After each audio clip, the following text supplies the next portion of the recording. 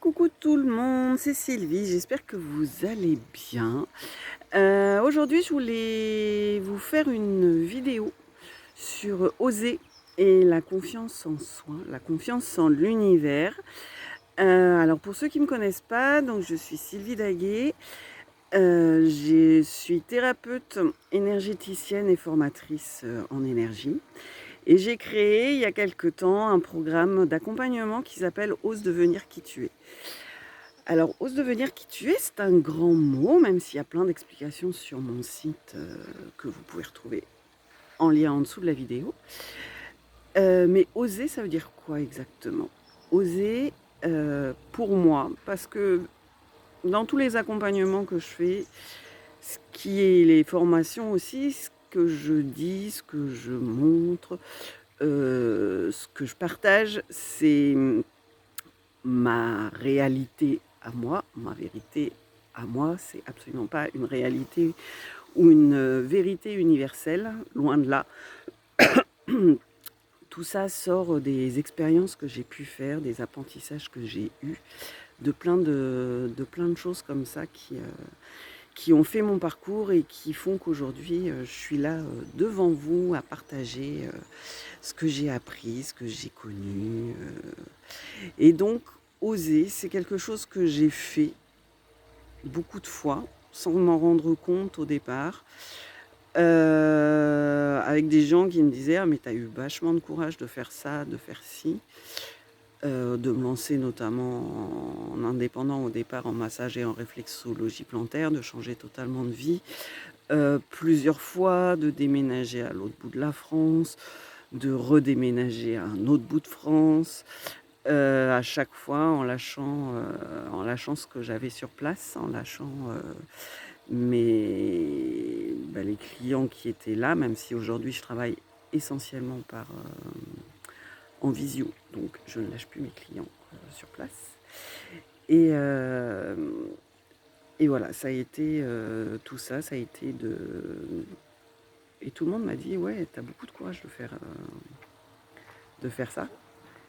Mais en fait, pour moi, c'était pas une question de courage, c'était peut-être plus quelque part une question de survie. Et je pense qu'on arrive, alors il y a certaines personnes qui sont prédisposées à oser, parce qu'elles, elles font fi de leur, oui, si je cligne un peu des yeux, c'est juste que j'ai le soleil un peu dans la tête. Elles font fi des peurs qu'elles peuvent avoir, elles ne se laissent pas, totalement submerger par leurs peurs. Et sinon, il y a plein de personnes qui osent justement parce qu'elles sont bloquées par leurs peurs. Les peurs, ça peut être, tout et n'importe quoi. Ça peut être lié à des choses que vous avez vécues dans votre vie là, mais ça peut aussi être lié à des,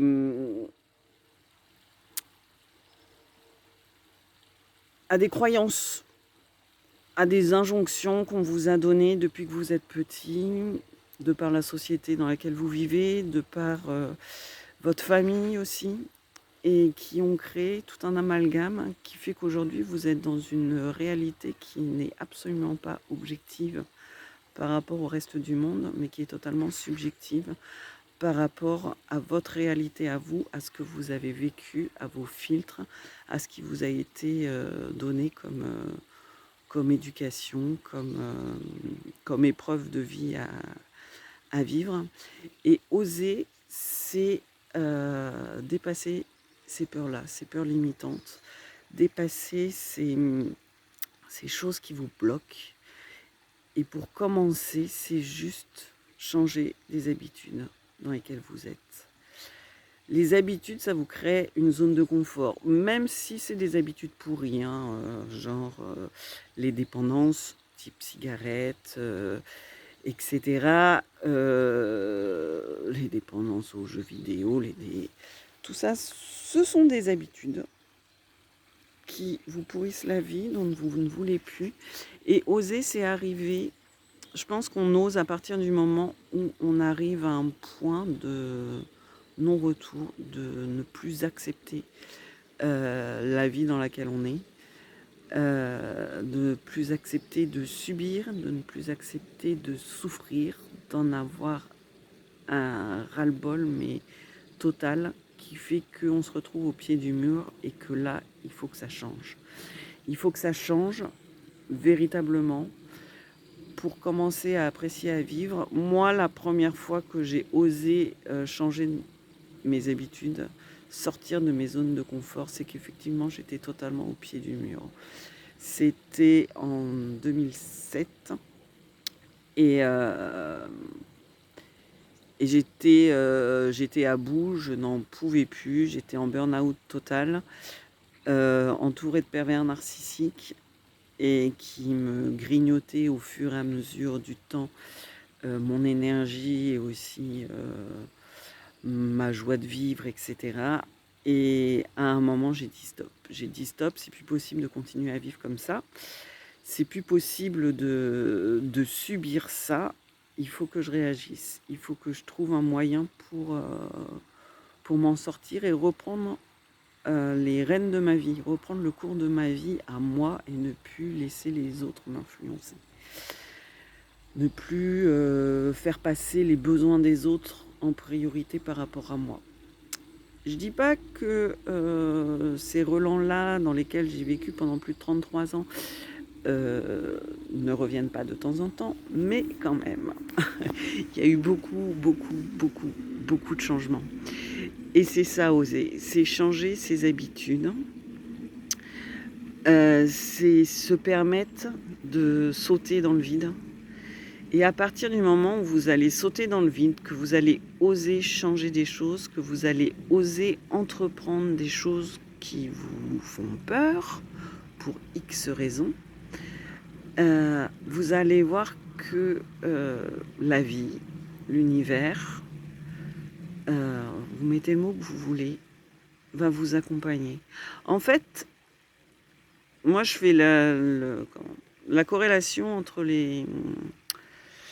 faire les sauts dans le vide dans sa vie pour entreprendre des choses, pour changer ce qui ne va plus, et les sauts en parachute. En fait, il y a l'impulsion à donner, où on est face au vide, dans l'avion, totalement angoissé, totalement avec une montée d'adrénaline qui est parfois très inconfortable. Il y a ce sentiment-là qu'il faut dépasser, et là on saute dans le vide. Il y a un moment où c'est pas agréable, c'est pas vraiment confortable parce que le parachute ne s'est pas encore ouvert. Mais à partir du moment où le parachute s'ouvre, vous voyez que vous êtes porté. Vous êtes porté et qu'il ne peut rien vous arriver. Et pour moi, parce que c'est l'expérience que j'ai osée dans la vie, c'est ça. C'est à un moment ou à un autre dire « Ok, là, stop, ça ne me convient plus, donc il faut que je change. Il faut que j'opère des changements. » Et j'y vais.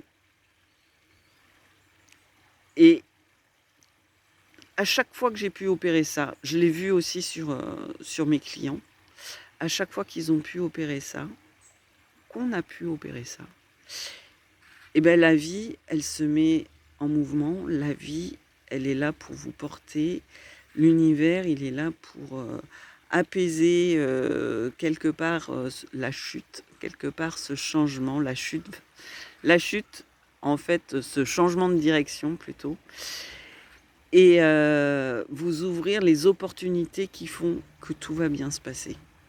Donc, il y a plein de gens qui veulent changer de vie parce qu'il y a plein de trucs qui ne leur correspondent pas, et en fait qui attendent là, les bras croisés, que les opportunités se présentent. Mais en fait, c'est pas comme ça que ça se passe.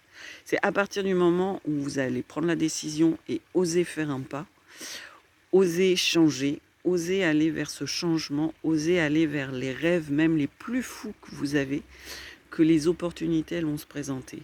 Des personnes, si vous recherchez une maison, la maison de vos rêves, c'est à partir du moment où vous embrayez les choses, même si vous n'avez aucune vue, mais aucune vue sur comment ça va se passer, que vous cherchez la maison de vos rêves, mais qu'au final, vous n'avez pas d'apport, vous n'avez pas d'argent, rien, mais que c'est cette maison-là que vous voulez, dans laquelle vous savez que vous allez vous épanouir, eh ben, allez-y, cherchez.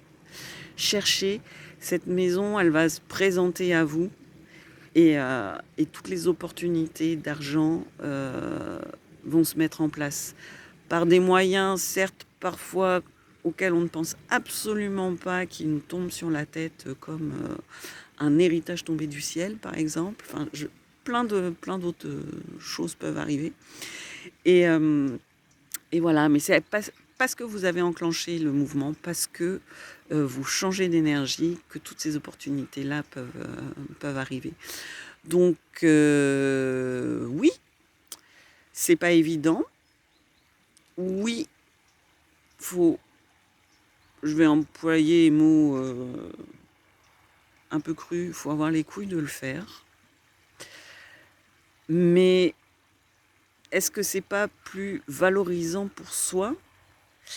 Et est-ce que c'est pas ça qui permet aussi d'augmenter la confiance en soi que d'oser, d'essayer? Même si vous avez un échec derrière, que ça ne se construit pas exactement comme vous voulez, parce que de toute façon, ça ne se construira pas exactement comme vous voulez, ça c'est sûr et certain. Eh bien, vous avez osé. Vous avez osé, vous avez fait le pas, et ça change tout pour la suite. Vous avez pris confiance, même si derrière il y a un échec et que la confiance elle redescend. Vous avez quand même fait l'expérience d'oser. Vous avez fait cette expérience de changement et vous avez regardé dans vos échecs, si vous en avez déjà eu, regardez dans vos échecs tout le positif qu'il y a aussi. Qu'est-ce que ce changement qui s'est fini par un échec sur ce que vous vouliez, mais qu'est-ce que ce changement vous a apporté? Qu'est-ce que ce changement vous a permis de faire? Qu'est-ce que ce changement a fait changer pour vous ou autour de vous? Vous verrez, il y a toujours du positif, même dans les échecs, parce que pour moi, il n'y a pas d'échec. On apprend. On apprend toujours de toute expérience. Donc voilà, oser, c'est faire confiance à la vie, faire confiance à l'univers, et gagner à force d'oser, gagner au fur et à mesure en confiance, en soi, pour après aller de plus en plus vers soi, vers tout ce qui nous inspire, parce que tout est possible pour chacun, pour tout le monde, à tout moment de la vie, peu importe l'âge. Oui, peu importe l'âge, c'est pas un blocage, peu importe, voilà, moi aujourd'hui j'ai 50 ans et je continue à faire des changements, je continue à oser des trucs, je continue à rêver et à vouloir que ces rêves ils se réalisent. Et oui, tout est possible à chaque instant, il suffit juste de retirer nos barrières, retirer nos œillères, retirer nos limites. Alors, limites qu'on s'est mis soi-même, limites, comme je disais au départ, qui peuvent venir aussi d'héritages familiaux, limites qui peuvent venir de vie passée. Et parfois, il est bon aussi de se faire accompagner, parce que on ne peut pas tout retirer et se libérer de plein de fausses croyances et d'héritages karmiques ou transgénérationnels tout seul.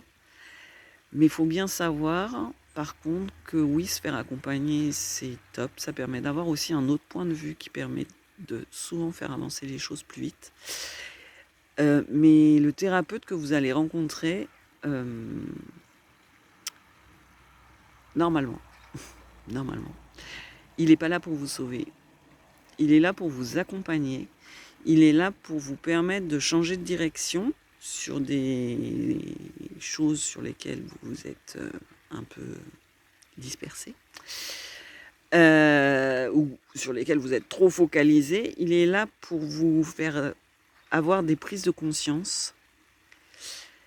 Et il est vraiment là pour vous accompagner, mais la seule personne qui peut changer les choses, c'est vous. Vous êtes la seule personne qui puisse faire évoluer votre vie dans le sens que vous voulez. Personne d'autre n'a le droit ni le pouvoir de vous influencer si vous ne le voulez pas. Donc, un thérapeute, et moi je l'ai vu sur mes clients en tant que thérapeute, j'ai vu des clients faire des bons énormissimes par rapport certes aux libérations qu'on avait pu effectuer ensemble, suite à des prises de conscience et après à des libérations cellulaires en énergétique, mais aussi grâce à eux à qui j'ai donné des exercices, à qui j'ai donné des choses à faire pour aller mieux, pour accélérer le processus ou pour intensifier et ancrer le travail qu'on avait fait ensemble. Et voilà, les clients qui ont vraiment suivi ce qu'ils avaient à faire en dehors des séances, ils ont fait des bons faramineux très rapidement. Les clients qui ont eu beaucoup plus de mal à se mettre en mouvement et à effectivement faire les exercices, alors ça peut être de la méditation, des mantras, de la respiration, il y a toute une gamme d'outils assez extraordinaire qui peut être mis en place pour vous aider en fonction de chacun son cas. Donc les personnes qui ont eu du mal à se mettre dedans, qui attendaient plus en fait que ce soit le thérapeute qui fasse leur job, effectivement ils avancent mais beaucoup moins rapidement. Donc une thérapie n'est pas forcément longue, c'est aussi selon le taux d'implication que vous pouvez avoir et que vous mettez pour vous. Le thérapeute, c'est juste un outil, mais c'est vous la matrice, c'est vous le moyen d'avancer quelque part. Le thérapeute, si on prend l'exemple d'une voiture, le thérapeute, ça va être l'essence, mais si vous ne démarrez pas, que vous ne appuyez pas sur l'embrayage et l'accélérateur et que vous ne passez pas les vitesses vous-même, la voiture, elle n'avancera jamais, donc le changement, ne se fera jamais. Donc voilà, aujourd'hui, c'était cette petite capsule pour vous parler de oser, pour vous parler de la confiance. Ayez confiance en la vie, ayez confiance en vous. N'hésitez pas à oser et à revenir au centre de vous pour pouvoir avancer et changer là où ça bloque, là où ça bug, là où vous ne voulez plus être dans un mal-être, dans une souffrance. Vous avez toutes les solutions à l'intérieur de vous. Vous pouvez lire, vous pouvez voir des thérapeutes, vous pouvez voir des vidéos tant que vous voulez. À partir du moment où vous n'oserez pas la mise en action, je ne suis pas persuadée que ça avance beaucoup. Alors, osez passer à l'action, osez faire des changements, même des tout petits changements dans vos habitudes pour commencer et vous verrez les résultats que vous obtiendrez par rapport au mode de vie qui ne vous convient plus. Je vous embrasse très fort, je vous souhaite une très belle journée. N'oubliez pas de vous abonner à ma chaîne si vous le désirez, d'aller sur internet, de faire appel à moi au cas où, si vous en ressentez le besoin et l'envie. Je suis là pour vous accompagner. Prenez bien soin de vous et je vous dis à très vite.